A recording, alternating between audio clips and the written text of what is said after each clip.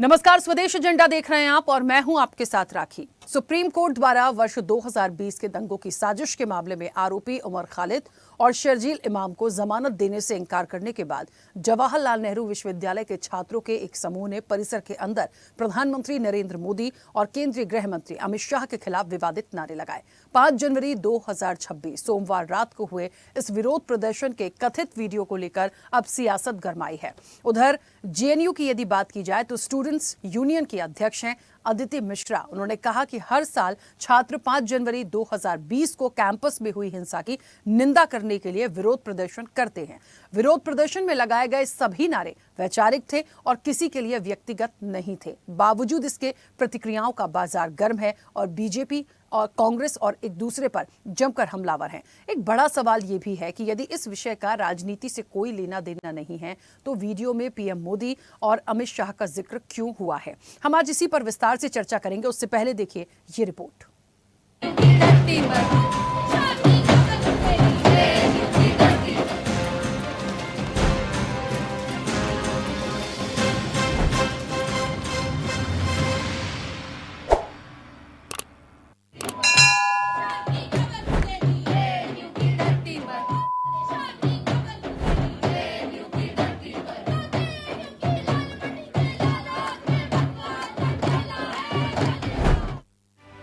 Jawaharlal Nehru university एक बार फिर विवादों में है। इसका एक वीडियो वायरल हो रहा है जिसमें दावा किया जा रहा है कि जेएनयू परिसर में छात्रों के एक समूह ने प्रधानमंत्री और गृह मंत्री के खिलाफ नारेबाजी की, जिसके बाद यहाँ का माहौल गर्मा गया है। हाल ही में सुप्रीम कोर्ट द्वारा उमर खालिद और शर्जील इमाम की जमानत याचिका खारिज होने के बाद छात्रों ने साबरमती हॉस्टल के बाहर प्रदर्शन किया। इस दौरान विवादित नारे लगे जिनमें पीएम मोदी और गृह मंत्री अमित शाह को निशाना बनाया गया। लेकिन सवाल उठा कि आखिर पीएम मोदी और अमित शाह के नाम इसमें क्यों शामिल किए गए। विरोध के उठते स्वर के बीच चलिए आपको बताते हैं क्या हुआ था 5 जनवरी 2020 को। 5 जनवरी 2020 को कैंपस में उस समय हिंसा भड़की थी जब नकाबपोश लोगों की भीड़ ने कैंपस में घुसकर 3 हॉस्टल्स में छात्रों को निशाना बनाया था। लाठियों, पत्थरों और लोहे की छड़ों से उत्पात मचाया था। खिड़कियां, फर्नीचर और निजी सामान तोड़ दिए गए। लगभग 2 घंटे तक कैंपस में अराजकता फैली रही, जिसमें जेएनयू स्टूडेंट विंग की अध्यक्ष रही आयशी घोष सहित कम से कम 28 लोग घायल हुए थे। नारेबाजी का 35 सेकंड का वीडियो मंगलवार को सामने आने के बाद तेजी से वायरल हुआ और इस पूरे मामले ने राजनीतिक रंग ले लिया। वीडियो में छात्र मोदी शाह की कब्र खुदेगी जेएनयू की धरती पर नारे लगाते और गाते दिखे। हालांकि जेएनयू स्टूडेंट यूनियन के अध्यक्ष अदिति मिश्रा ने कहा कि हर साल छात्र 5 जनवरी 2020 को कैंपस में हुई हिंसा की निंदा करने के लिए विरोध प्रदर्शन करते हैं, लेकिन विरोध प्रदर्शन में लगाए गए सभी नारे वैचारिक थे और किसी पर व्यक्तिगत हमला नहीं करते थे। उधर पीएम मोदी और अमित शाह का नाम आते ही बीजेपी, कांग्रेस और आम आदमी पार्टी पर हमलावर है तो विपक्ष ने भी जमकर पलटवार किया है। जब से सुप्रीम कोर्ट का ये उमर खालिद और शर्जील इमाम पर फैसला आया है, तब से पृथ्वीराज चव्हाण, बृंदा करात, उदित राज, हुसैन दलवाई, इन सभी लोगों ने उमर को मासूम बताया है। मतलब साफ है, जो लोग अपने आप को तथाकथित रूप से संविधान के रक्षक बताते हैं, दरअसल ये संविधान विरोधी है। ये टुकड़े टुकड़े गैंग और अर्बन नक्सलियों के साथ खड़े होने वाले लोग हैं। ये जेएनयू को टुकड़े टुकड़े गैंग, राहुल गांधी जैसे देश विरोधी मानसिकता वाले और सभी, चाहे आरजेडी हो, चाहे टीएमसी हो, चाहे वाम दल हो, ये टुकड़े टुकड़े गैंग का एक कैंप ऑफिस बन गया, कार्यालय बन गया। और भूले नहीं, ये भारत है, नरेंद्र मोदी का भारत है, 21वीं सदी का भारत है। विवेकानंद कह गए थे भगवा ही होगा। बात जेएनयू की नहीं है, ये कुछ लोग हैं जो इस प्रकार के देश विरोधी नारे, धर्म विरोधी नारे लगाना, ये अफजल गुरु के लिए भी नारे लगाते हैं, सुप्रीम कोर्ट के फैसलों के खिलाफ भी नारे लगाते हैं, लेकिन कुल मिला के इनके नारे केवल नारों तक ही बचे हैं। और दिल्ली के दंगाइयों पर, दिल्ली में जिन लोगों ने दिल्ली के खिलाफ साजिश रची, उनके खिलाफ सुप्रीम कोर्ट का फैसला आ गया है, तो इनकी छटपटाहट है और देश के दुश्मन ये जो सपोले हैं, इनका सिर कुचला जा रहा है, इसलिए ये बिलबिला रहे हैं। अपना आप लगवाते हैं इन्हें 24, हर बार यही रह गया इनको, अपना आप नारे लगवाते हैं। जो लोग जेल में आपने 5 साल सड़ा दिए, उतनी सजा नहीं होगी उनके जुर्म की जितने आपने उन्हें जेल में सड़ा दिया है? और अपना आप नारे लगा करके, नारे लगाने से कुछ हो रहा है? कुछ नहीं नारे, कुछ नहीं है, ये सब हल्की बातें हैं। इन्हें चौबे प्रधानमंत्री को गाली दे दी, उसको नारा लगा दिया, गृह मंत्री को ये कर दिया। भाई क्या है, कहाँ लेके खड़े हो गए तुम देश को?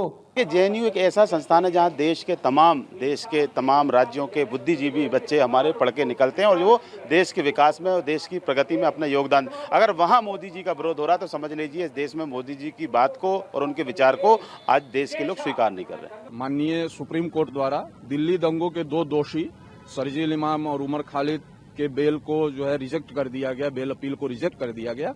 उसके बाद लेफ्टिस्टों ने यहाँ पर एक प्रोटेस्ट कॉल दिया साबरमती के पास। राष्ट्रीय स्वयंसेवक संघ की कब्र खोदना चाहते हैं, जो दिन रात राष्ट्र को सर्वोपरि मानते हुए अपना कार्य करते हैं, समाज में अपना योगदान देते हैं, उसकी कब्र खोदना चाहते हैं, या ये भारत के प्रधानमंत्री और गृह मंत्री की कब्र खोद करके भारत की संप्रभुता पर हमला करना चाहते हैं। ऐसा नहीं है कि जेएनयू पहली बार विवादों में है।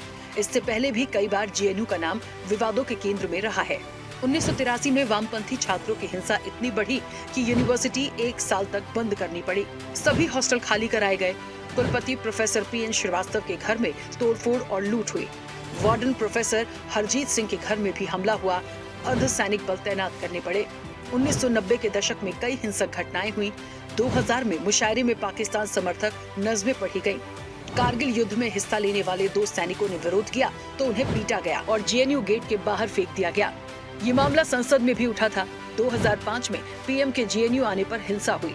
2010 में दंतेवाड़ा में सीआरपीएफ के 76 जवान शहीद हुए तो गोदावरी ढाबे पर जश्न और डीजे पार्टी करने के आरोप लगे। 2013 में महिषासुर पूजन दिवस पर दुर्गा माता पर अपशब्द वाले पर्चे बांटने के आरोप लगे, जिसके विरोध पर यहाँ हिंसा भी हुई। 2019 में अनुच्छेद 370 हटने पर अलगाववादी नारे लगे। जेएनयू में वैचारिक टकराव पुराना है। वामपंथी इसे अपना गढ़ मानते हैं, लेकिन हिंसा और विवाद हर दशक में होते रहे हैं। अब पक्ष विपक्ष के वार पलटवार के बीच इस मामले में बवाल जारी है। दरअसल 2020 में हुए दिल्ली दंगों के केस में शर्जील इमाम 28 जनवरी 2020 से और उमर 23 सितंबर 2020 से हिरासत में है। सुप्रीम कोर्ट में 5 जनवरी 2025 को उमर और शर्जील की जमानत याचिका खारिज कर दी। 1 साल तक इस मामले में जमानत याचिका दाखिल नहीं कर सकते हैं। इन्होंने दिल्ली हाईकोर्ट के इस आदेश को चुनौती दी थी, जिसमें 2020 के दिल्ली दंगों से जुड़े मामले में उन्हें गैर कानूनी गतिविधि रोकथाम अधिनियम यूएपीए के तहत जमानत देने से इनकार किया गया था। उमर जमानत के लिए निचली अदालत से सुप्रीम कोर्ट तक 6 बार याचिका लगा चुका है। दिल्ली में फरवरी 2020 में हिंसा भड़की थी, जिसमें 53 लोगों की मौत हुई थी। 250 से ज्यादा लोग घायल हुए थे और 750 से ज्यादा एफआईआर दर्ज की गई। बहरहाल इस पूरे मामले में वायरल वीडियो से बढ़ता बवाल जारी है और सियासतदानों में तकरार तेज हो गई है। ऐसे में आरोप प्रत्यारोप से इधर कौन और कैसे इस मामले को शांत कराया जाएगा और पीएम मोदी और अमित शाह के प्रति नारेबाजी कहां तक जायज है, ये बड़ा सवाल है। चैनल हेड आरपी श्रीवास्तव के साथ एग्जीक्यूटिव एडिटर राखी वर्मा की रिपोर्ट।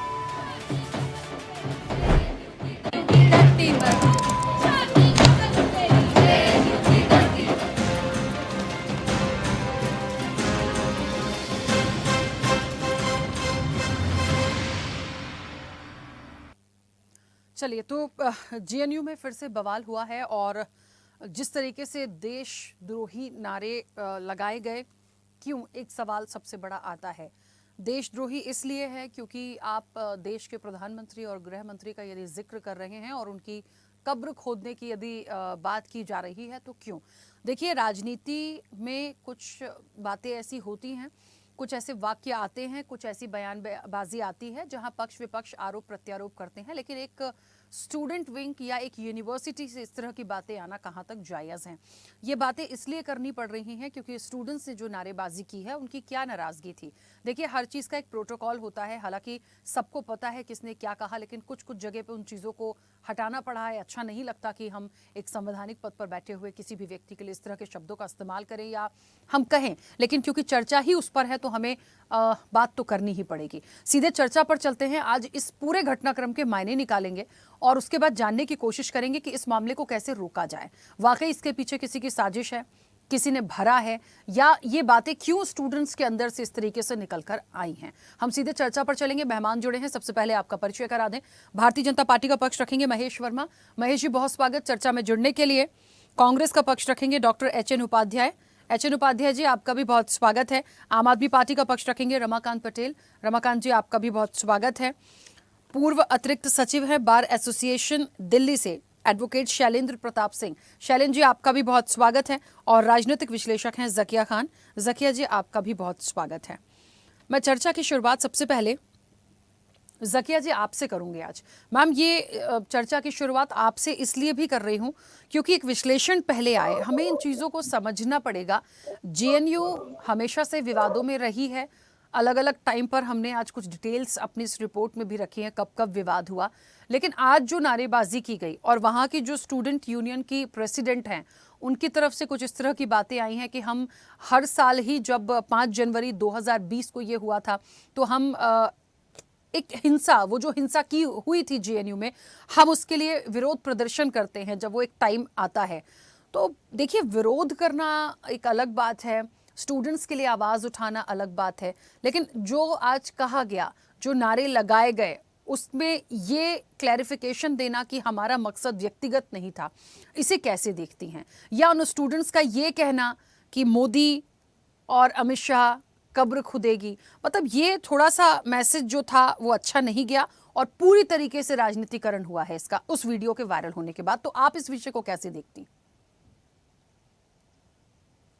स्टार्ट करते करते ना एक चीज बोलूंगी कि जब करती हूँ, राखी भी हो सकता है, राखी स्वदेशी भी हो सकती है, ठीक है। तो जब बात लोग मोदी जी के बारे में कर रहे हैं तो उन्हें ये ध्यान रखना है कि मोदी जी के साथ एक पीएम पोस्ट लगा है। अगर वो सिर्फ एक कॉमन मोदी के बारे में बात होती, डेफिनेटली उनकी नारेबाजी जितनी उन्होंने की है वो कहीं ना कहीं एक्सेप्टेबल माना था। देखो, हमें उस पद को इज्जत रखना है, उस पद की एक अपनी प्रतिष्ठा होती है, वो पद की प्रतिष्ठा को आप तार तार नहीं कर सकते। हाँ, आप पर्सनली और उनके ऊपर बातें रख सकते हैं, लेकिन जब मोदी के बारे में बात करने से पहले आपको सोचना होगा, क्योंकि आप एक गवर्नमेंट एजेंसी के पद के बारे में बात करते हैं और डेफिनेटली उनकी पद की अपनी एक शालीनता है, अपनी एक प्रतिष्ठा है, उस प्रतिष्ठा को हमें निभाना होगा।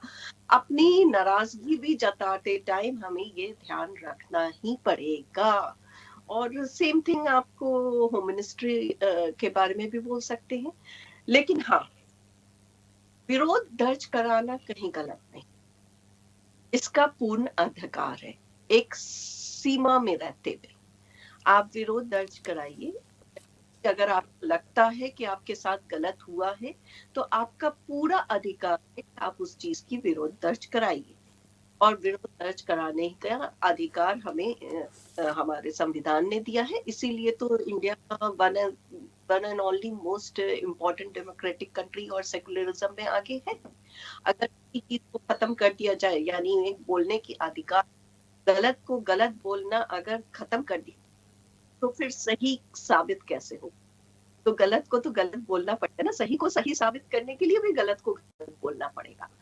तो यहाँ पे ये चीज बहुत बारीक है, इस चीज का संतुलन रखना सबके बस नहीं होती है। डेफिनेटली वही चीज बताती है कि कौन बेस्ट लीडर है और कौन बेस्ट लीडर की श्रम में नहीं आता है। यही एक बारीकी जो है ना, ये तय कर देती है कि आप कहाँ तक अपने आप को आगे ले जा सकते हैं, क्योंकि यही एक बारीकी आपको पॉलिटिकल तरीके में वेवलेंथ में पकड़ के आपका पूरा करियर, इस बारीकी को आप लेके निकल गए तो आप पॉलिटिकली बहुत आगे निकलेंगे, क्योंकि आपको पता चल गया कि हमें किस तरह से मैनिपुलेट करते हुए अपने चीजों को रखना है, किस तरह से हमारे अपनी बात भी रखना है और एक मर्यादा का उल्लंघन भी नहीं हो, वो भी हो।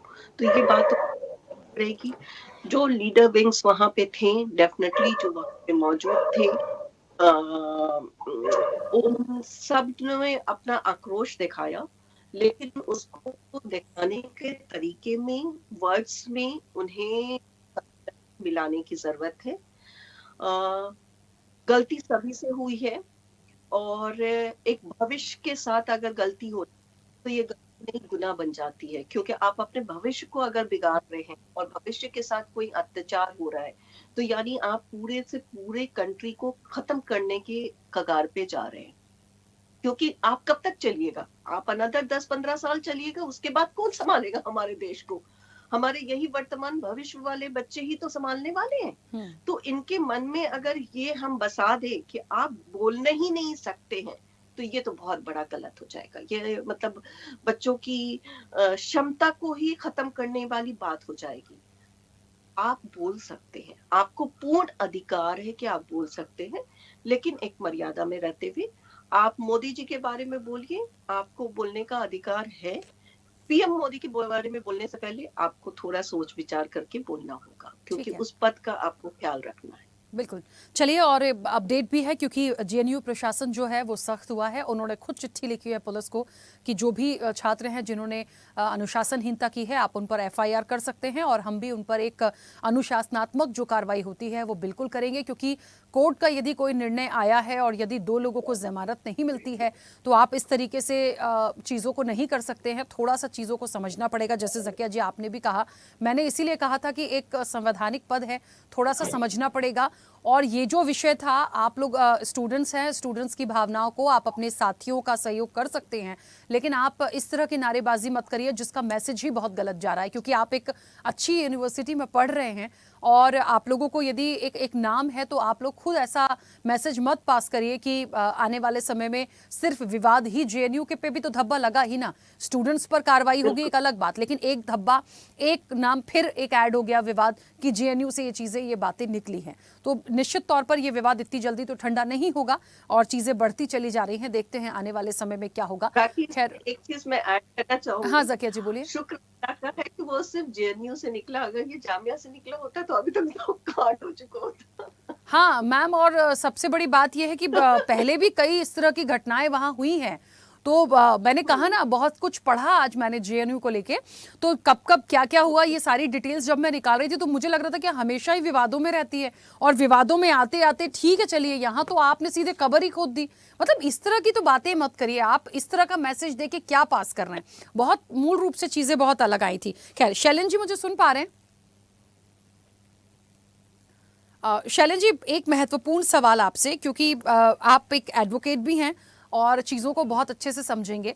इस पूरे मामले में ये जो पूरा घटनाक्रम हुआ और शर्गिल की जहाँ तक बात हो रही है, उमर की जहाँ तक बात हो रही है, इन लोगों की जमानत को नामंजूर किया गया क्योंकि ये इसी पूरे मामले में, सेम मामले में कुछ लोगों की जमानत हुई। तो यहाँ विरोध जेएनयू के स्टूडेंट्स का था क्योंकि वो जेएनयू में पढ़ते थे, वहां शुरू से कनेक्टेड रहे हैं, इसलिए इन छात्रों को थोड़ी सी आपत्ति हो सकती है, इनका विरोध हो सकता है। हालांकि इनका विरोध कितना सही कितना गलत था वो तो अब कार्रवाई के नाम पर आगे चीजें आ ही रही हैं सामने। लेकिन सर, मैं पूछना चाहती हूँ कि ऐसा क्यों? मतलब इन लोगों की जमानत को नामंजूर किया गया, बाकी लोगों को दिया गया है। एक ये विरोध उन स्टूडेंट्स के मन में गया कि कहीं कोई ऐसी संलिप्तता तो नहीं कि नहीं देना चाहते हैं। थोड़ा सा मुझे लगता है बेहतर क्लियर करेंगे। आप सबका बहुत बहुत धन्यवाद मुझे बुलाने के लिए। सरजील और जो अन्य 5 लोगों को, कुछ उसमें महिलाएं, उनको जमानत जो मिली है, और सरजील को और इमाम को जो जमानत नहीं मिली है, इसमें कोर्ट ने जो एक कॉन्स्पिरेसी का लेबल था, ये कह सकते हैं कि मेन एक्यूज के रूप में 2 लोगों को देखा है। अब 5 लोगों का रोल भी उन्होंने डिफाइन किया, इनका कितना रोल था और बाकी लोग कितना था। उस पे कोर्ट का अपना एक विवेकाधिकार होता है, एक डिस्क्रिप्शन होता है क्रिमिनल लॉ में। जो सुप्रीम कोर्ट जो सर्वोच्च अदालत है और उससे सर्वोच्च न्यायालय है, और उसके विवेचना पे, उसके इन्वेस्टिगेशन, उसके ऑर्डर में किसी प्रकार का प्रश्न चिन्ह नहीं है।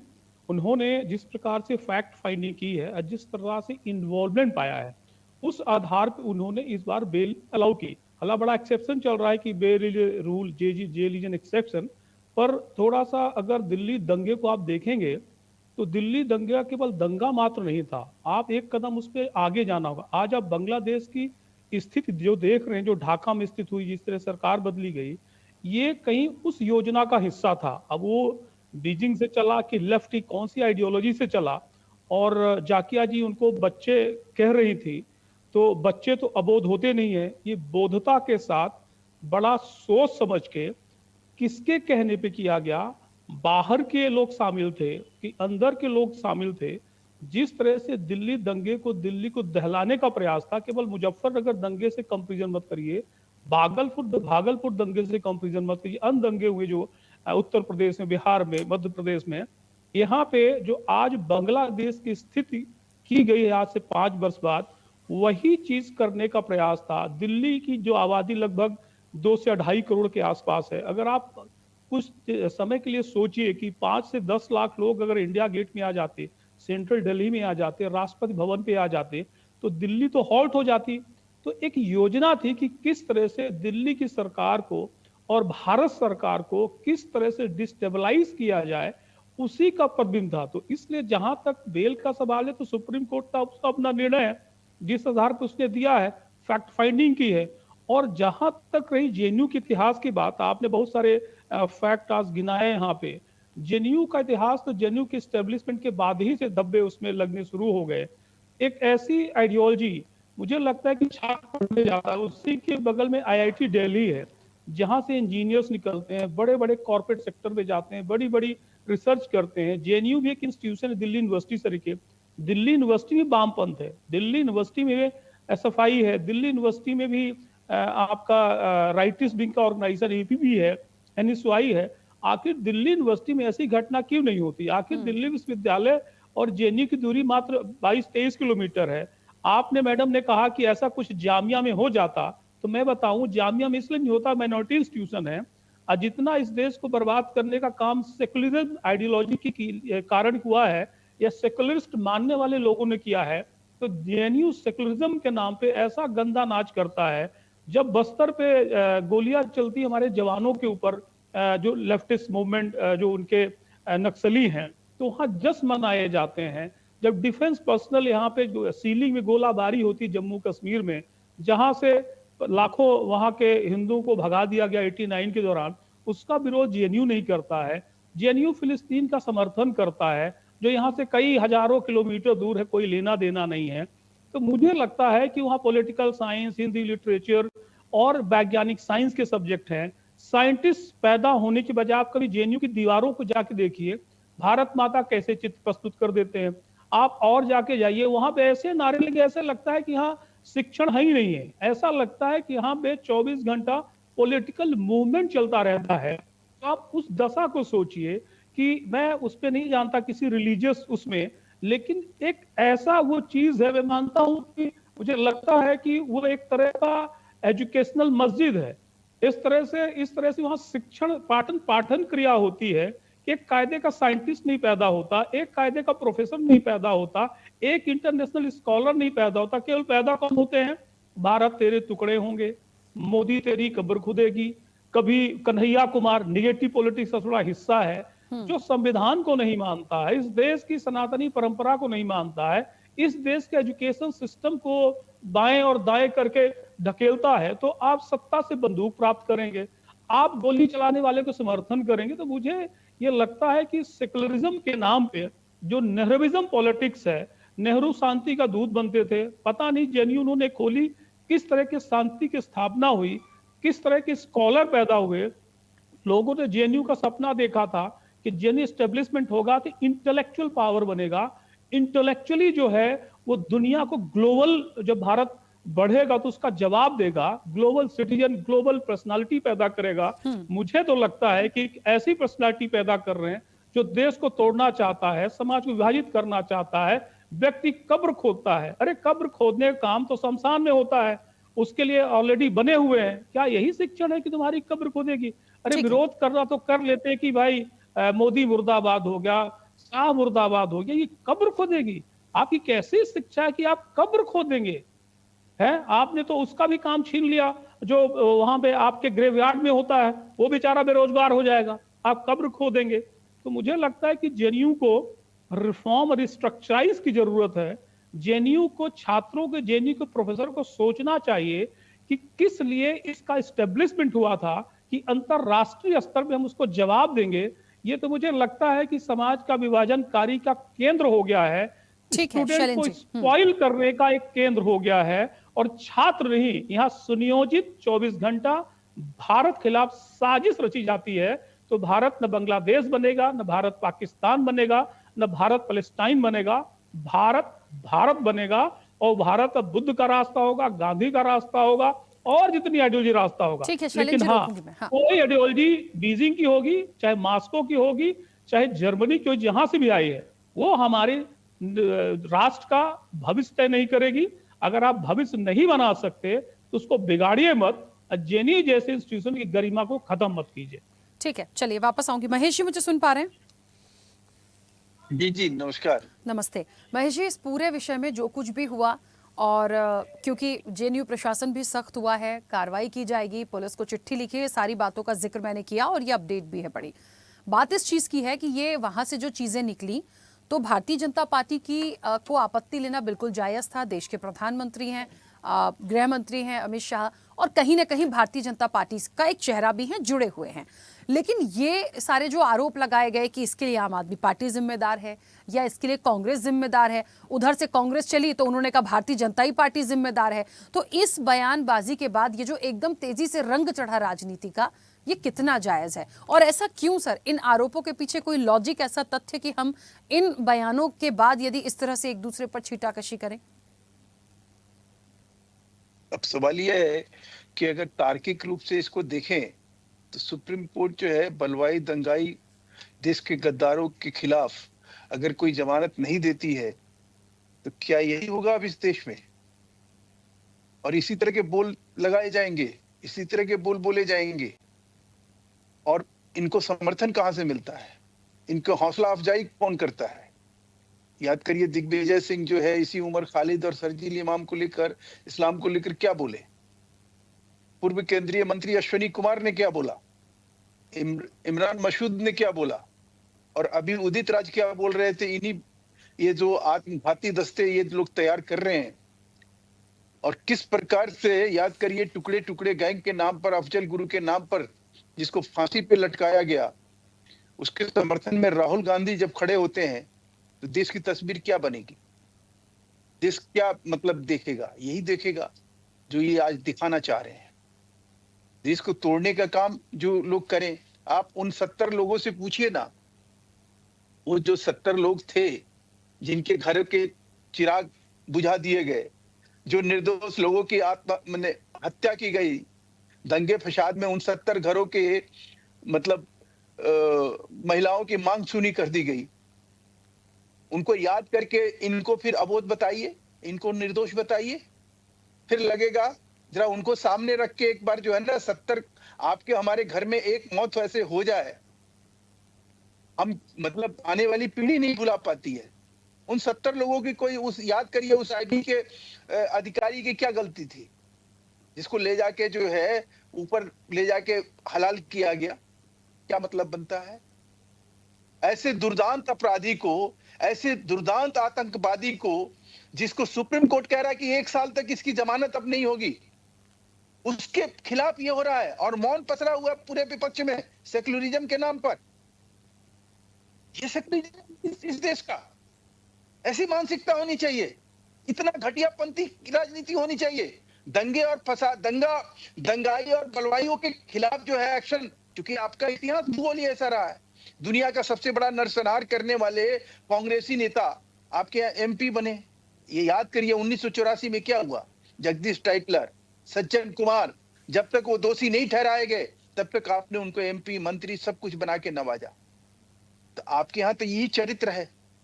आप जमानत से पहले जिस प्रकार के बोल और टोल निकल रहे थे दिग्विजय सिंह के, अश्विनी कुमार के और इमरान मसूद के, कि ये ऐसा लग रहा था कि इन दंगाइयों को, इन बलवाइयों को ये लोग अपना जो है आदर्श मानते हैं। तो इनसे पूछा जाना चाहिए ना कि भाई आप जो है अगर इस तरह के हौसला अफजाई करेंगे देश में, तो जेएनयू में ये क्या करेंगे? ये आतंक काटेंगे? ये आत्मघाती दस्ते तैयार कर रहे हैं क्या ये देश के खिलाफ? कौन है ये लोग जो वहां चिल्ला रहे हैं और कह रहे हैं देश के प्रधानमंत्री सबके प्रधानमंत्री हैं भाई, गृह मंत्री सबके गृह मंत्री हैं, और उनकी ये कह रहे हैं कि सीधा कह रहे हैं कि भाई हम कब्र खोद के दिखा देंगे। अब इस देश में क्या अब इसी तरह के बोल बोले जाएंगे, इसी तरह की सोच? वो देखिए ममदानी वहां से चिट्ठी लिख रहा है, ट्रंप जो है बोल दिया तो इंटरफेरेंस है हमारे यहाँ, जवाब दो जवाब दो जवाब दो। वो ममदानी जो है वहां से वो उसको उमर खालिद को चिट्ठी लिख रहा है और उसको पता नहीं क्या किस तरह से महिमा मंडित कर रहा है, और ये कांग्रेसी जो है खामोश, क्योंकि मुसलमान है, मुसलमान के खिलाफ कुछ बोलेंगे तो भाई हमारा सेक्युलरिज्म खत्म हो जाएगा। हमारी धर्मनिरपेक्षता खत्म हो जाएगी, हमारा जो संविधान हम लेके टहल रहे हैं जिसके बारे में कुछ मालूम नहीं है वो खत्म हो जाएगा। तो जिस तरह के विचार, जिस तरह के वैमनस्य, जिस तरह से राजनीति, ये एक तरह के कुकृत्य किए जा रहे हैं, कभी भी दंगे के मामले में जिन घरों को उजाड़ दिया दंगाइयों ने, बलवाइयों ने, उनके प्रति इस तरह की संवेदना रखी जाएगी, इस तरह के बोल बोले जाएंगे, ये कहा जाएगा कि भाई सुप्रीम कोर्ट, आप मुझे बताइए कि उस जमानत में प्रधानमंत्री और गृह मंत्री का कहां रोल है? तो इस तरह के बोलने के पीछे कारण क्या है? बुलवाया जा रहा है, कहा जा रहा है।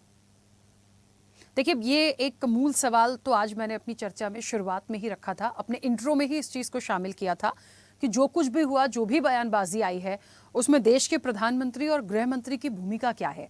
मतलब उनकी कब्र क्यों खोद रहे हैं यदि इस तरह का मामला है? तो देखिए, किसी ने करवाया या मंशा थी या सोच थी, ये बहुत जेन्युइन सा सवाल था जिसको डेप्थ तक जाने की 70 निर्दोष समझने की जरूरत है। निर्दोष उन 70 बिलखते निर्दोष परिवार के बारे में सोचिए। ठीक है महेश जी, भेजिए अपने रिपोर्टर को, उन परिवारों के आगे जाके फिर इनके चेहरे, ये विवश चेहरे, ये कुकृत्य करने वाले लोग, इनके विवश चेहरे सामने दिखाई देंगे। ठीक है महेश जी, आऊंगी मैं, वापस आती हूँ, दो मेहमानों की प्रतिक्रिया और आ जाए। एच.एन. उपाध्याय जी, मुझे सुन पा रहे हैं? जी जी। एच.एन. उपाध्याय जी, इस पूरे विषय को कैसे देखते हैं? क्यों कांग्रेस को ऐसा लगता है कि भारतीय जनता पार्टी जिम्मेदार है, या क्यों एक आपत्ति जो भारतीय जनता पार्टी की कि आप लोग खामोश क्यों हैं? इस तरह की चीजों पर इस तरह की बयानबाजी पहले भी हुई है, बहुत सारे बातें अभी महेश जी ने भी गिनवाई हैं। सर क्यों, क्या इस विषय पर राजनीतिकरण जरूरी है? क्यों जेएनयू से इस तरह की चीजें बार बार आती हैं तो कांग्रेस का स्टैंड और उलट हो जाता है? मुझे लगता है क्लियर आप ही करेंगे क्योंकि आप कांग्रेस का पक्ष रखें। नहीं देखिए राखी जी, थोड़ा स्वास्थ्य भी ठीक नहीं है, इसलिए महेश जी के बीच में हमने तो बोला नहीं है, उम्मीद करते हैं वो भी नहीं बोलेंगे, अपना समय आएगा तो बात कहेंगे। हम लोग खामोश इस बात पर है कि ये विदेशी जो है, अमेरिका का राष्ट्रपति हमारे प्रधानमंत्री का अपमान लगातार करता जा रहा है, लेकिन हमारे प्रधानमंत्री जो है कुछ बोल नहीं रहे हैं। अरे भाई, आप प्रधानमंत्री देश के हैं, देश के खातिर तो बोलिए। वो कहता है कि हम 50 बार कह चुका है कि हमने जो है ऑपरेशन सिंदूर रुकवाया, अब कह रहा है तो हमको खुश करने का प्रयास कर रहे हैं, हम जान रहे हैं कि हम नाराज है। क्यों नहीं प्रधानमंत्री कुछ बोल रहे हैं? भाई, प्रधानमंत्री जी की कब्र तो ट्रंप ही खोद रहा है, जो उनका मित्र कहा करते थे, अब की बात ट्रंप सरकार करके वहां नारा लगवाए थे। दूसरी बात, देश की जो स्थिति है, आप बताइए, इंदौर में दर्जनों लोग मर जाते हैं जो है मलमूत्र का पानी पीने से, दिल्ली में प्रदूषण युक्त पानी पीने से कई लोग बीमार हो रहे हैं, अंकिता भंडारी के अपराधियों को बचाया जा रहा है। तमाम ऐसे केस हैं जो देश में सरकार से जो है असफलता और निकम्मापन को प्रेषित कर रहा है, इसलिए ये जेएनयू कांड करवाया जा रहा है। ये लोग करवाने में बड़ा हाथ। आप बताइए, दिल्ली का जो दंगा हुआ, रांची में उससे कुछ दिन पहले ही इनके मंत्री हैं दिल्ली सरकार में, कपिल मिश्रा जी ने क्या कहा था, गोलीबारों का, गद्दारों को, सालों को गोली मारो। बताइए, उसी नारे के प्रतिक्रिया में दंगा हुआ, उनकी क्या सजा हुई? उन पर कितने एफआईआर हुए? आप बताइए, इन्हीं के नेता थे निशिकांत दुबे, हमारे चीफ जस्टिस ऑफ इंडिया को क्या कहा था जब उन्होंने बुलडोजर पर एक्शन की बात कही, बुलडोजर रुकने की बात कही, तो उन्होंने कहा ये देश में गृह युद्ध करा देंगे। ये आप सुप्रीम कोर्ट के बहुत बड़े अच्छा के लोग हैं, न्यायालय के, जब अपनी बात होती है तो किस तरह से न्यायालय का अपमान करते हैं, इन लोगों पर कोई कुछ कार्रवाई नहीं होती है। ठीक है, अब इसकी जांच होनी चाहिए। 2020 में जो दिल्ली में हुआ, वहां घुसकर मारपीट हुई, कौन लोग थे, उन पर कितनी सजा हुई, क्या हुई? वो मारपीट हॉस्टल में जाकर करके जो है वहां के छात्र संघ की अध्यक्ष थी, जो घोष थी, और जो विपक्षी नेताओं को, विपक्षी यूनियन से जुड़े लोगों को कितना मारा पीटा गया, उसका क्या हुआ? तो ये जो है प्रधानमंत्री, ठीक है नारा नहीं लगाना चाहिए, लेकिन कौन लोग लगा रहे हैं? इस समय देश की जो स्थिति है, इससे हम इनकार नहीं कर सकते हैं कि भारतीय जनता पार्टी खुद देश का माहौल बिगाड़ने में लगी है। एक तो पड़ोस में हमारे प्रधानमंत्री मोदी जी का पूरा नकल कर रहा है बांग्लादेश, यहाँ पर भारतीय जनता पार्टी किसी मुस्लिम को टिकट नहीं देगी। अब बांग्लादेश में किसी हिंदू को टिकट नहीं मिल रहा है तो वहां की पार्टियां नहीं दे रही है। एक तो निर्दल प्रत्याशी लड़ना चाहते तो उनका नामांकन नहीं, रद्द कर दिया चुनाव आयोग ने। तो वहां के हिंदू कह रहे हैं कि यहाँ का चुनाव आयोग हमारे पक्ष में नहीं है, निष्पक्ष नहीं है, यहाँ का न्यायालय निष्पक्ष नहीं है। तो बांग्लादेश का तो इनको एहसान मानना चाहिए कि ये पूरी तरह से भारतीय जनता पार्टी और मोदी का नकल निकाल कर वहां के अल्पसंख्यकों का शोषण कर रहा है लगातार, ये इन्हीं का नकल करके। 2014 से आज जो देश की स्थिति बनी हुई है, खास तौर से एक जो अल्पसंख्यक मुसलमानों को लेकर जो है निश्चित रूप से अंतर्राष्ट्रीय स्तर पर, चाहे राष्ट्रीय स्तर पर हमारी छवि लगातार खराब हो रही है और उसका प्रभाव विभिन्न देशों में रह रहे तमाम हिंदुओं पर पड़ रहा है। हमारे तमाम हिंदू जो है समस्याओं में पड़ रहे हैं, लेकिन इस सरकार को कोई कान पर छू नहीं रेंग रहा है। हमारा कहना है कि सबको जो है बोलने का अधिकार है, सरकार का विरोध करने का अधिकार है और सबको अपना न्यायालय में पक्ष रखने का अधिकार है, मूल अधिकार है। देखिए, ये उसी दिन की बात है। ठीक, हम न्यायालय पर बात नहीं करेंगे। न्यायालय ने तो कुलदीप सेंगर को छोड़ दिया था, वो तो कहिए भला मनाइए, सुप्रीम कोर्ट ने उनको उस पर रोक लगा दी। इसी न्यायालय, इसी पीठ ने अडानी जी को कस्टम ड्यूटी की छूट दे देती है और उसी में 5 लोगों को जमानत देती है। वो भी जमानत ऐसा वो बिना जमानत का ही माना जाए, जिस तरह से उस पर बाध्यताएं लगाई गई है। लेकिन सरजील इस्लाम और इनको 2 लोगों को जिस तरह से 5 साल से बिना आरोप का पत्र जारी किए हुए न कोई जांच की जा रही है, 5 साल से जेल में बंद किए हुए हैं। मान लीजिए अगर ये बरी हो जाते हैं 1 साल बाद, अब तो 1 साल तक तो नहीं बरी होंगे, अगर ये निर्दोष साबित होते तो इनका 6 साल का जो गवाया है समय, उसकी जिम्मेदारी कौन लेगा, उसका कौन भुगतान करेगा? अभी तो आप आरोप सिद्ध नहीं कर पाए हैं। अब ये कह रहे हैं कन्हैया कुमार को, जैसे कह रहे थे कन्हैया कुमार का साबित तो हुआ नहीं, उन्होंने नारा लगाया था। तो ये लोग जो है बस एक अपना एजेंडा सेट करते हैं, हिंदू मुसलमान, इसी को देश में उलझाए रहिए और तमाम समस्याएं, बेरोजगारी, महंगाई, प्रदूषण, प्रदूषित पानी, अंतर्राष्ट्रीय स्तर पर प्रधानमंत्री और देश का अपमान, इन सबसे जनता का ध्यान हटाते रहिए और कुछ नहीं है। जी राखी जी। ठीक है, अचेन उपाध्याय जी वापस आऊंगी। रमाकांत पटेल जी, कैसे इस विषय को देखते हैं? और देखिए, आरोप प्रत्यारोप से इधर समझना पड़ेगा जो चीजें आई हैं, जो चीजें हो रही हैं, मकसद क्या है? सिर्फ और सिर्फ राजनीतिकरण करने से तो इसका समाधान नहीं निकलेगा, है तो स्टूडेंट ही।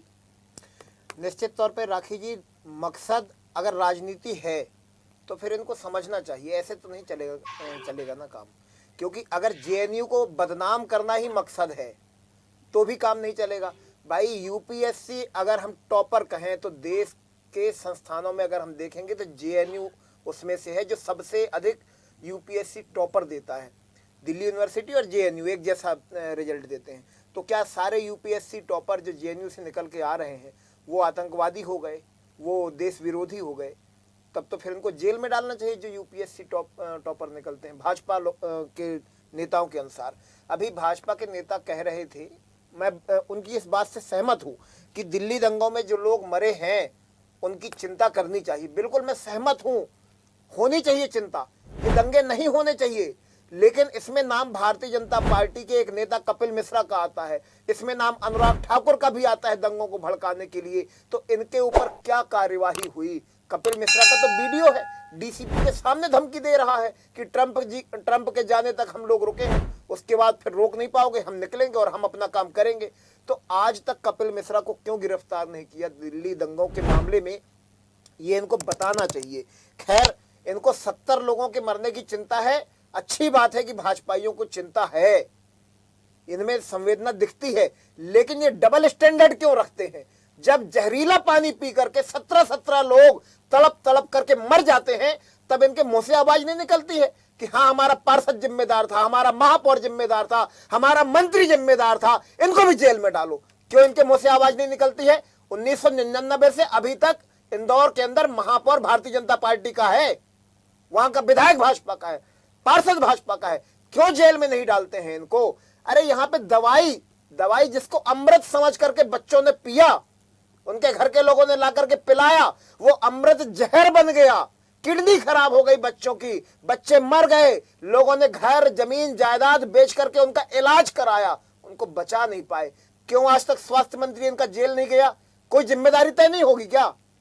नेता किस लिए बने हैं? अगर सारा दोष अफसरों पे मरना है तो फिर खत्म कर दो ये विधानसभा। क्यों विधायक चुनते हैं लोग? अगर सब कुछ गलती अफसरों की है तो क्यों चुनते हैं विधायक? तो ये नेताओं को जेल जाना चाहिए। अगर भाजपा के लोगों में जरा भी संवेदना है मृतकों के प्रति, तो ऐसी लापरवाही पे, ऐसे कुकृत्य पे, नकली जहरीली दवाई से कमीशन खाने वालों पे और पानी की टेस्टिंग न करने पे, बार बार शिकायत होने पर भी पाइपलाइन न सुधारने पे भाजपाइयों को दोषी मानना पड़ेगा, उनके नेताओं को दोषी मानना पड़ेगा, इनको जेल पहुंचाना पड़ेगा, तब देश का माहौल ठीक होगा। आप बतलाइए, देश का कृषि मंत्री कौन है? मध्य प्रदेश से आता है, और मध्य प्रदेश के किसान लाइन में लगे खाद की लाइन में लगे मर जाते हैं। तो क्यों कृषि मंत्री जिम्मेदार नहीं है? इनके क्षेत्र के किसान मर रहे हैं, इनको शर्म आनी चाहिए।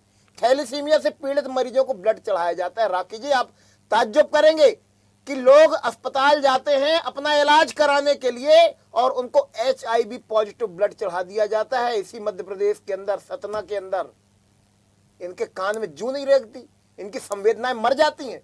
जब अस्पताल में भर्ती बच्चों को चूहे खा जाते हैं, मर जाते हैं वो बच्चे, तो इन पे भी ये बोल दें। इनका नेता बोलता है क्या? सवाल जब पत्रकार पूछता है कि भाई 10 लोग मर गए जहरीला पानी पी करके, तो नेता के बयान क्या रहते हैं? फोकट के सवाल मत करो, फोकट के सवाल लगते हैं।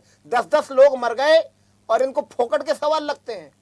जब और पूछा तो बोले घंटा फर्क नहीं पड़ता। सही बात है, लोग मर जाएं इनको घंटा फर्क नहीं पड़ता। ऐसे जाहिल लोग सत्ता में बैठे हुए हैं।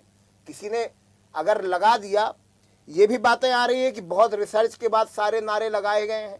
हो सकता है कुछ गलत नारे लग गए हों, मैं समझ नहीं पाया, उनके नारे स्पष्ट सुनाई नहीं दे रहे हैं, कभी मतलब कुछ और निकल जाता है। और हर किसी को एक बार मरना है, लेकिन ऐसे तड़प तड़प करके लापरवाही वाली मौतें नहीं होनी चाहिए, जैसे मध्य प्रदेश के अंदर हो रही है, जैसे देश के अंदर तमाम जगहों पे हो रही है। और ऐसे जिम्मेदारों को, चाहे वो भाजपा के नेता हो या कोई भी हो, जो इस पे जिम्मेदार है, कायदे से इनको जेल जाना चाहिए। इनकी तो 5 साल जमानत नहीं होनी चाहिए, जैसे बाकी लोगों की नहीं हो रही है। इनको डालना चाहिए जेल में। ठीक है रमाकांत जी, जो स्टूडेंट्स ने नारे लगाए या जो नारे जिन शब्दों का इस्तेमाल उन नारों में किया गया, जिन्हें आपत्तिजनक और विवादित बताया जा रहा है, उसे क्या देखते हैं? सही है, गलत है, नहीं होना था, या विरोध था तो दूसरे तरीके से भी हो सकता था? नहीं, ठीक है, किसी ने उत्सुकता में लगा दिए।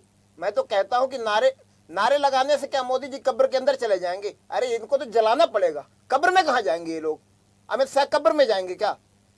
जलाया जाता है, हिंदू रीति रिवाजों के अनुसार जलाया जाता है, इनको कब्र में नहीं डाला जाएगा। तो नारे तो वैसे भी गलत है, इनको क्यों इतनी गंभीरता से ले रहे हैं? ठीक है, चलिए, आपका एक और स्टेटमेंट अलग हो गया। मुझे कभी कभी लगता है कि हम एक दूसरे नज़रिए से चीज़ों को समझने की कोशिश कर रहे हैं कि एक मैसेज क्या जा रहा है। लेकिन ठीक है, सबके अपने अपने मत हैं, कौन कैसे समझता है, कौन कैसे समझता है।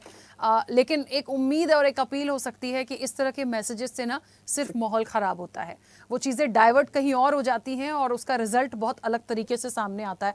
इन सब चीज़ों को बस थोड़ा सा ध्यान रखना चाहिए। ज़किया जी, मैम, एक बड़ा महत्वपूर्ण बात है। एक तरफ जो स्टूडेंट विंग की प्रेसिडेंट हैं अदिति मिश्रा, उनका ये कहना है हम किसी को व्यक्तिगत रूप से ये सारी चीज़ें नहीं करना चाहते थे, हमारा विरोध प्रदर्शन था। आपने भी इस चीज़ को बोला कि कम से कम जो एक पद है प्रधानमंत्री का, उन सारी चीज़ों को समझना चाहिए था। और तीसरी चीज़, मुझे जो शैलिन जी कह रहे थे कि स्टूडेंट हैं, लेकिन चलिए स्टूडेंट हैं, बच्चे हैं, लेकिन इतने तो छोटे नहीं हैं कि समझते नहीं हैं चीज़ों को। तो सारी चीज़ों को देखते हुए वाकई में ऐसा लगता है कि क्या इन स्टूडेंट्स में, ये जितने लोग भी थे इस वीडियो में, क्या इनमें कुछ एक ऐसी सोच का या ऐसी विचारधारा का है, या वाकई एक ऐसी राजनीति से जुड़ी हुई एक कड़ी थी जिनके माध्यम से ये चीज़ें हुई हैं? क्योंकि मैम, इतना तो पढ़े लिखे ये लोग भी होंगे कि एक प्रधानमंत्री के लिए बोल रहे हैं या गृह मंत्री के लिए बोल रहे हैं, तो आपत्तिजनक हो सकता है, जितना मैं एक आकलन कर पा रही हूँ। राखी, एक बात बताओ, चोट ज्यादा अहमियत रखती है या वाणी? मुझे लगता है चोट ज्यादा अहमियत रखती है। अच्छा, चोट, मैं सुन नहीं पाई थी प्रॉपर, आपने क्या कहा? हाँ। मैंने कहा कि चोट ज्यादा अहमियत रखती है या वाणी? तब अगर कोई को पहले दृष्टि में देखा जाएगा तो डेफिनेटली चोट ज्यादा अहमियत रखती है ना। उन बच्चों को जिस तरह से पीटा गया, देखो मैंने बहुत उस टाइम में ना कम बात करके बंद कर दिया, क्योंकि मैं इंतजार कर रही थी कि मेरे अपने पैनलिस्ट पहले ये सारी बातें निकाले, क्योंकि अगर मैं निकालती तो वहां पे हो जाता कि आप कांग्रेसी हैं या आम आदमी पार्टी की हैं, आपकी आइडियोलॉजी और ये है वो है, इसलिए मैं वहां पे स्टार्टिंग में ये सारी बातें रखी ही नहीं। मैं वेट कर रही थी कि सारी बातें सब अपने अपने बोल दें, उसके बाद मैं ये बातें बोलूंगी। देखो, चोट जो बच्चों को लगी है उसकी पेन तो है ना, वो पेन वाणी में जब निकलती है, मैं ये नहीं कह रही हूँ कि मैं बोल दिया कि वो उनको एक सही अल्फाजों का चयन करना जरूरी है, लेकिन जब आप पेन के साथ कोई चीज बोलते हैं तो आप हमेशा अपनी मातृभाषा का इस्तेमाल करते हो और वो चीज करते हैं जो आपके दिल के अंदर से निकलती है।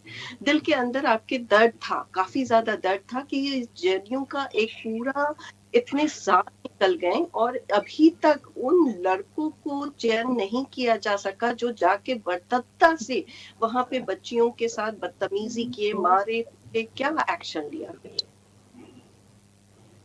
आप सिर्फ बच्चों के एक वाणी के बारे में बहस कर रहे हैं, लेकिन जो उनके ऊपर घातक हमला किया गया उस पर क्या, तो उनको अंदर से तोड़ने का काम करने की कोशिश की गई।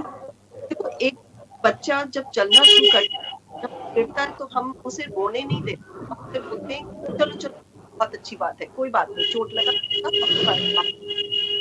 तो वहां बजाते उन बच्चों को गिराया भी गया और वो एहसास भी दिलाया गया कि तुम्हें गिराया जा सकता है, तुम्हें तोड़ा जा सकता है, तुम्हें तोड़ दिया जा सकता है इसी हाल में। आपने दवा तो दूर, एक बार पूछने तक की कोशिश नहीं। यहाँ जितने पे बैठे थे सबने एक एक करके जेएनयू का राग अलग दिया कि जेएनयू विवादित है, ये है वो है। वहां से कितने बड़े निकले, कितने अच्छे अच्छे लोग निकले। बजाते बीजेपी में काफी सारे लोग ऐसे नेतागण कार्यरत थे जो जेएनयू की पढ़ाई से निकले। आप किसी को इस तरह से एक चिन्हित करके, मतलब आपने पहले ही माइंडसेट बनाया हुआ है कि हमें ये चीज, इस चीज को लाना है और ये कॉन्सेप्ट बांट देना है लोगों के बीच में। ये कॉन्सेप्ट बंटने के बाद ऑटोमेटिकली इसे एक अलग तरीके, अब आपने उसमें जेएनयू के साथ साथ क्या जोड़ दिया कि जो सेक्युलरिज्म सोच वाले हैं। तो अल्टीमेटली इंडिया क्या है? India is the only one and only secularism country. तो आप क्या इंडिया को सेक्युलरिज्म के लिस्ट से हटाना चाहते हैं? What we are talking about? हमारी इंडिया की बेस्ट पहचान क्या है? Democracy, secularism. आप वही चीज को करने की बात कर रहे हैं नेशनल चैनल पे बैठ के। उस चीज से आपको तकलीफ है जिस चीज के लिए हमें सबसे ज्यादा अच्छा माना जाता है, इसके लिए हम भारत बनना है, हिंदुस्तान हिंदुस्तान है। A lot more। आप ठीक है, मैंने हमेशा पद की मर्यादा है, उस मर्यादा को कंट्रोल रखना है, लेकिन चोट हमेशा ज्यादा हावी होती है वाणी की। आप वाणी को वापस ले सकते हैं, चोट को नहीं। आप किसी को मारने के बाद उसकी जिंदगी नहीं लौटा सकते, उसको घात करने के बाद आप उसको संवादना देके उसको बोलते ना मानसिक तरीके से उसकी एक संतुलन बैठा, लेकिन हाथ ही काट दिया, पैर ही काट दिया तो फिर बचा क्या? आपको अपाहिज कर दिया आपने। बहुत सारी ऐसी बातें हैं जो अगर हम लोग डेप्थ में जाएंगे तो हम समझने की कोशिश करेंगे, लेकिन वही बात है कि हम समझने की कोशिश करना चाहते भी हैं या नहीं। ठीक है मैम, क्योंकि समय की सीमा मैं चाहती हूँ बाकी लोगों की जल्दी जल्दी से छोटी छोटी एक प्रतिक्रिया आ जाए। शैलेंद्र जी पहले आप। सेकुलरिज्म हमारी पहचान है क्या? 1975-76 से पहले जब सोशलिज्म और सेकुलरिज्म को इन्फ्यूज किया कॉन्स्टिट्यूशन में 42वें अमेंडमेंट के द्वारा, तो उसके पहले भारत सेकुलर देश नहीं था क्या? ये कॉन्स्टिट्यूशन सेकुलरिज्म और सोशलिज्म, उससे पहले भारत आजादी की लड़ाई कभी सेकुलरिज्म के नाम पे नहीं लड़ी। भारत सेकुलर राष्ट्र था जहां हिंदू मुस्लिम एक साथ रहते थे, इसमें कोई दो राय नहीं है। उन्होंने भारत के लिए संघर्ष किया, स्वाधीनता के लिए संघर्ष किया। उतना ही बड़ा सही है कि जिस अंबेडकर जी ने और जो राजेंद्र प्रसाद जी ने और कॉन्स्टिट्यूशन असेंबली में जहां पे सीधे डेमोक्रेटिक रिपब्लिक का वर्णन किया गया है, सोवरेन डेमोक्रेटिक रिपब्लिक, और सोवरेन शब्द जाकिया जी ऐसा है कि किसी मामले में भी वो कॉम्प्रोमाइज नहीं किया जा सकता। सोशलिज्म और सेकुलरिज्म जब सोवरेन शब्द कहते हैं तो sovereignty means not only physical existence of state, it is from all kind of usurpers and every kind of ideology. कोई आइडियोलॉजी किसी प्रकार से सोवरेन स्टेटस के भारत को सबड्यूट नहीं कर सकती। सेकुलरिज्म, मैं कॉन्स्टिट्यूशन का छात्र हूं, इसलिए कॉन्स्टिट्यूशनल सेकुलरिज्म को अडॉप्ट करता हूं। सेकुलरिज्म शब्द जो बाहर को उसको अडॉप्ट बिल्कुल नहीं करता, क्योंकि संविधान का पार्ट है कि नोट ऑफ द कॉन्स्टिट्यूशन है, being a law abiding citizen. मैं उसमें ज्यादा चर्चा नहीं करूंगा, उन्होंने कहा कि टाइम की कमी है। जहां तक आप जो जेएनयू को डिफेंड कर रही थी, जेएनयू एक ऐसी थी और बहुत सारी घटनाओं का जिम्मेवार है। आपने कहा सब तो फिजिकल वायलेंस, लोग तो कहते हैं कि साहब थप्पड़ से डर नहीं लगता, प्यार से डर लगता है। और जिस तरह से शब्द से कहते हैं कि भारत तेरे टुकड़े होंगे, तेरी कब्र खुदेगी, ये कैसे शब्द हैं? ये कौन सी जाहिल व्यवस्था के शब्द है? क्या शब्द चोट नहीं करते? हर वक्त हमें घायल किया गया है सेकुलरिज्म के नाम पे, हर वक्त सनातनों को घायल किया गया है मिनोरिटिज्म के नाम पे। हर वक्त जब कहते हैं राजीव गांधी जी कि बड़ा पेड़ गिरता है तो धरती हिलती है, कितने लोगों को गिरफ्तार किया कांग्रेस ने, बताइए आप, कितने लोग गिरफ्तारी हो गई? तो शब्द ऐसे होते हैं कि समाज को बर्बाद करते हैं, देश को बर्बाद करते हैं, व्यक्ति को बर्बाद करते हैं, इंस्टीट्यूशन को बर्बाद करते हैं। तो जो शर्जील जमात जैसे लोग हैं, जिन्होंने शब्दों से इस देश को कुंठित किया है, इस देश को डिमीन किया है। आप जेएनयू जाइए, भारत माता कैसे कैसे तस्वीरें लगी होती हैं, कैसे कैसे शब्द का इस्तेमाल होता है। जब आपके कांग्रेस ठीक है शैलेंद्र जी, चलिए समय की सीमा है, मैं रोकूंगी थोड़ा सा। बहुत ही ज्यादा जो है वो घायल करते हैं, घायल ही नहीं करते, समाज में फूट पैदा करते हैं, विभेद पैदा करते हैं, जहर फैलाते हैं। आज तो टॉपिक जेएनयू था, मध्य प्रदेश की बात हुई, बिहार की बात हुई, लेकिन कांग्रेस के लोगों ने ये बिल्कुल चर्चा नहीं की उनके जमाने में किस किस तरह के दंगे हैं। भागलपुर, ठीक है सर, मैं थोड़ा आरोप प्रत्यारोप से तर नहीं जा रही हूँ। देखिए, मैंने पहले ही कहा था राजनीतिकरण हो जरूर रहा है, लेकिन हमें ये समझना पड़ेगा इसमें कौन इन है कौन आउट है और आगे क्या होगा। बार बार उन्हीं चीजों को हम रिपीट करके इस चर्चा को, मुझे लगता है मैंने कहा सभी लोगों की प्रतिक्रिया आ जाए। महेश जी बहुत जल्दी से अपनी बात रखिए। मैम प्लीज एक सेकंड रुकिए। देखिए, मुझे तो राखी जी ये समझ में नहीं आ रहा है कि आज आपके दर्शक क्या समझ रहे होंगे। आज आपने जिस घटना को लेकर, जिस शर्जील इमाम और जिस उमर खालिद को लेकर जो जिस तरह के नारे लगाए गए, उसके ऊपर चर्चा थी और उसके ऊपर पर्दा डालने का काम। तो ये देश में लगातार आप जो इस तरह की मानसिकता और इस तरह की सोच के साथ, और इसका प्रचार प्रसार जो है, अगर इसी तरह से होगा कि आतंकवादी, आतंकी, अपराधी, दंगाई, बलवाई, उनकी तुलना कहीं इंदौर से की जाएगी, उनकी तुलना कहीं किसी और बात से की जाएगी। अरे भाई, आपको इंदौर की घटना से पीड़ा नहीं है महेश वर्मा जी? आपको पीड़ा नहीं है क्या इंदौर की घटना से? और आपके नेताओं के बयान पे आपको फक्र हो रहा है कि घंटा फर्क नहीं पड़ता? आपके नेता ऐसा बयान देते हैं और आप उसको सही ठहरा रहे हैं। आप इंदौर की घटना से बिल्कुल आहत नहीं हो रहे हैं। एक सेकंड देखिए, शर्मनाक बयान है आपका। देखिए, इंदौर से पहले रमाकांत जी 17 लोग मर गए, एक 5 महीने का बच्चा मर गया, उसकी माँ ने दूध में पानी इसलिए मिलाया था कि वो बच्चे को हजम हो जाए, ये सोच के पानी मिलाई थी। रेखा जी कैसे कहिए कि उसकी 3 घंटा की चर्चा कर रहा है, ठीक नहीं है महेश वर्मा जी। सलूशन है, समाधान है। आपको पीड़ा नहीं हो रही है? 17 लोगों की मौत से आपको पीड़ा नहीं हो रही है? आप उसका मजाक उड़ा रहे हैं। आपको माफी मांगनी चाहिए। आपको इंदौर की घटना से पीड़ा नहीं हो रही है? आप इंसान कहलाने के लायक नहीं है। कैसी बात करते हैं? ठीक है आप इंदौर की घटना, एक सेकंड रुकिए, इंदौर की घटना को ऐसे बोल रहे हैं आप? रमाकांत जी एक सेकंड। उस समय आप कहाँ थे? और जब मुजफ्फरनगर में सेपाही में जो, अरे अभी इंदौर की घटना आज की घटना है, आप इस पे आहत नहीं है। देखिए, ये पिछली घटनाओं की बातें कर रहे हैं। मेरी बात को सुनिए, हम जिस मुद्दे पर काम कर रहे हैं आप, वो मामला फरवरी 2020 का था। प्लीज देखिए, ऐसे चीजों को इधर उधर मत करिए। बहुत जेन्युइन सी बात थी। एक संदेश ये जाता है कि इस तरह के शब्दों का इस्तेमाल नहीं होना चाहिए था। ये बच्चे छोटे से नहीं है, लेकिन उनकी पीड़ा जो थी, जो भी चीजें थी, विरोध करने का जो भी एक जरिया है, वो इसके अलावा दूसरा भी हो सकता था। हम उस चीज को भी नहीं बुला सकते जो जेएनयू में हुआ, 5 जनवरी 2020 को जो जेएनयू में हुआ, उन चीजों को भी लेट गो नहीं किया जा सकता। तो बहुत सारी चीजें हैं। राजनीति से इतर चीजों को समझिए कि विरोध करने का अपना जो तरीका है वो तरीका क्या है। इनको मैं जवाब देना और चाहता हूं। देश के प्रधानमंत्री या गृह मंत्री का यदि नाम लिया गया तो क्या, मैंने इसीलिए ये सवाल उठाया था कि क्या उतने लोगों के ग्रुप में कोई एक ऐसी विचारधारा थी जिन्होंने इस तरह की बात रखी है, क्योंकि उस पर प्रशासन भी कार्रवाई कर रहा है, उस पर जेएनयू भी कार्रवाई कर रहा है। तो मुझे लगता है एक संदेश तो कम से जाए कि इस तरह के शब्दों का इस्तेमाल ना हो। उपाध्याय जी प्लीज जल्दी से अपनी बात रखिए। रमाकांत जी 1 सेकंड, समय हो गया। देखिए राखी जी, जहां तक बात है शब्दों की मर्यादा सत्ताधारी पार्टी सबसे ज्यादा तोड़ी हो, चाहे प्रधानमंत्री जी रहे हो, स्वयं उसके सम्राट रहे हो, कपिल मिश्रा जी हो, कपिल मिश्रा जी, आज के बाद महेश जी, आज के बाद अरे महेश वर्मा जी आज की ही तो बात कर रहे थे, जो 17 लोग मर गए, उससे आपको पीड़ा हो रही है। आपको अपने मंत्री के बयान पे कुछ नहीं बोलना। मंत्री बोलता रहा कि हमको घंटा फर्क नहीं पड़ता, और वैसे भाजपा के नेताओं को फर्क नहीं पड़ता है। क्या बातें करते हैं? अभी कोई बात हो रही है तो आज की बात करते हो, और जब आज की बात करते हैं तो पुरानी बातों को उखाड़ने लगते हो। यार गजब डबल स्टैंडर्ड रखते हो। कितने बेशर्म लोग हो तुम लोग। मुसलमान के नाम पर क्या परोसना चाहते हो?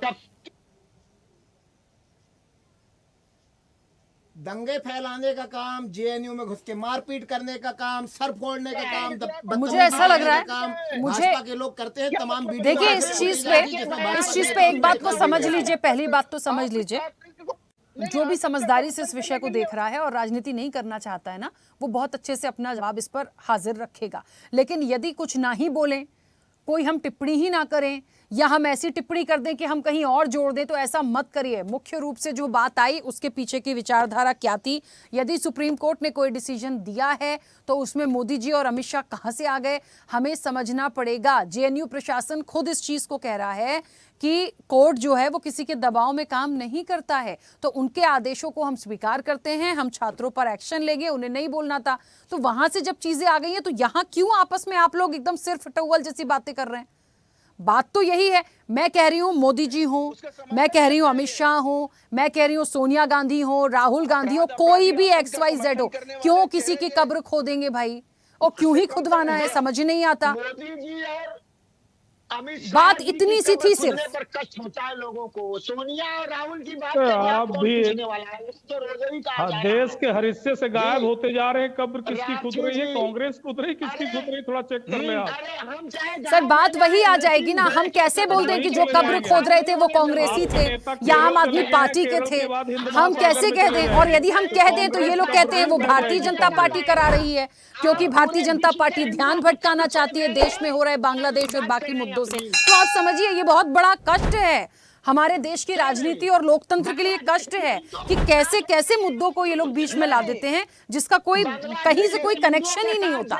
हाँ जकिया जी बोलिए। ठीक है सर प्लीज, समय हो गया है मैम, 10 सेकेंड।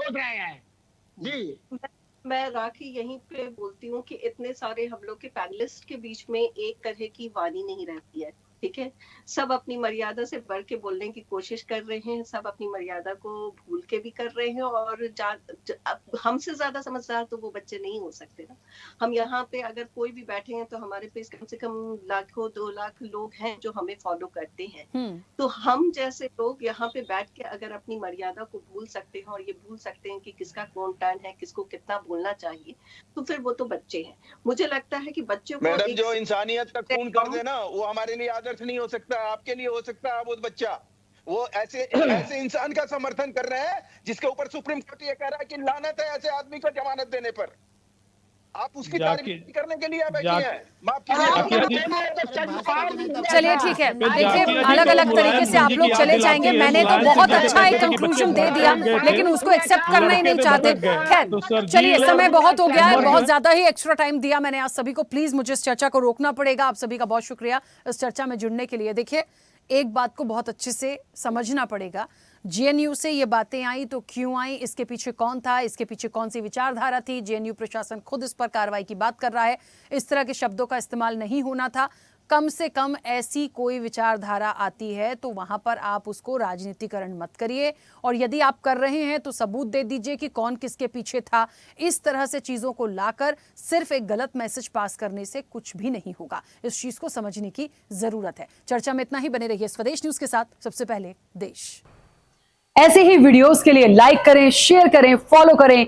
YouTube पर जाकर सब्सक्राइब कर बेल आइकन दबाना ना भूलें, और ताजा अपडेट्स के लिए swedeshlive.com पर जरूर जाएं।